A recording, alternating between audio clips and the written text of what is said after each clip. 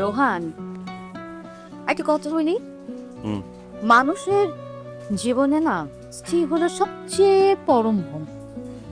আর তুমি ভেবে দেখো, এই স্ত্রী তোমার সব সময় সঙ্গী, তোমার সাথে কাটে, তোমার সুখ দুঃখ বিপদ আপদ সব সময় তোমার পাশে আছে না?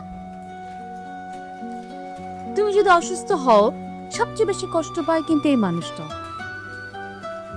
তোমার সমস্ত কিছুর লায়াবিলিটিস কিন্তু এই মানুষটা নেয় না? তাহলে এই এত কিছু যে মানুষটা করে তাকে অবহেলা করছো কেন?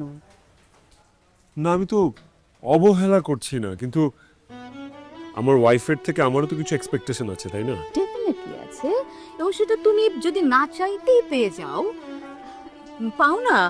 আমি কিন্তু যদি মনে করি যে এই মেয়েটা মানে তোমার ওয়াইফ পাইজা, আমি কিন্তু শুধু কথা বলেছি। দেখো, তোমার পুরো ফ্যামিলিকে টেক কেয়ার করে, তোমার মাকে টেক কেয়ার করে, পুরো সংসারে রান্না বান্না। তোমাদের যদি বাচ্চা হয় তাহলে সে বাচ্চার দেখভাল তোই করবে না? সেইখানে এত কিছু করার পর, এত কিছু একটা মানুষ একজনকে যদি দেয়, তাকে তুমি কি করে এইভাবে ইগনোর করো আমাকে বলো তো? সম্পর্ক ভাঙার আগে না ভাঙনের শব্দ শুনতে হয়।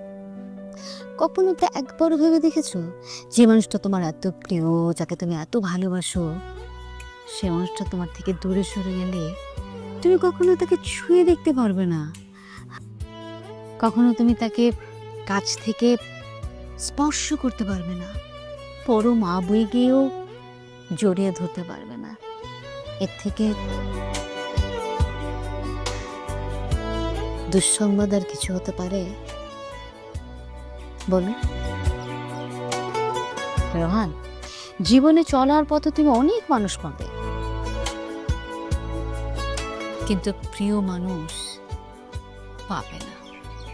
সেই প্রিয় মানুষটাকে না খুব আদর করে, খুব যত্নে বুকের কাছে ধরে রাখতে হয়।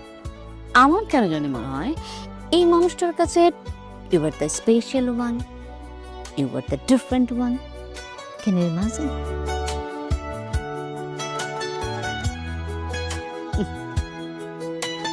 কফিটা খাও।